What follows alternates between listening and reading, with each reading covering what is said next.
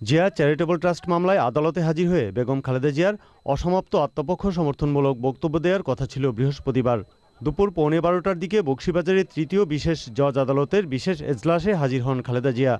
শুনানির শুরুতেই তার পক্ষের আইনজীবীরা এই মামলার অসমাপ্ত আত্মপক্ষ সমর্থন পেছানোর আবেদন করেন।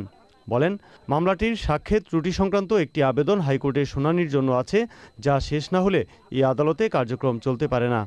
রাষ্ট্রপক্ষ থেকে এর বিরোধিতা করলে শুনানির পর খালেদা জিয়ার আবেদন নামঞ্জুর করেন আদালত। এরপর খালেদা জিয়ার পক্ষে আইনজীবীরা ওই আবেদন পুনর্বিবেচনা করতে আরেকটি দরখাস্ত করলে আদালত তা মঞ্জুর করেন। আবেদনের বিষয়বস্তু হচ্ছে, এই মামলায় আল্লাহর নামে শপথ নিয়ে কোনো বক্তব্য দেওয়া হয়েছে কি হয় নাই। শপথ এক জিনিস আর অ্যাফার্মেশন ভিন্ন জিনিস। কোর্টের এই সিদ্ধান্ত যদি মাননীয় সুপ্রিম কোর্ট, হাইকোর্ট বিভাগ বিবেচনায় নেন, তাহলে হয় এভিডেন্স থাকবে, নয় এভিডেন্স চলে যাবে।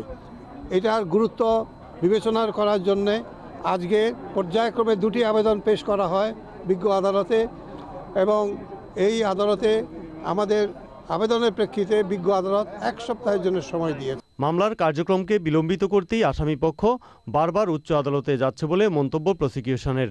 আসামি পক্ষ কোনো অবস্থাতেই মাননীয় আদালতে মামলা করতে চান না, তারা আদেশ মানেন না, দরখাস্তের পর দরখাস্ত দেন এবং পরবর্তীতে একটি দরখাস্ত তো মঞ্জুর হয়ই, সময় হয়ে যায়।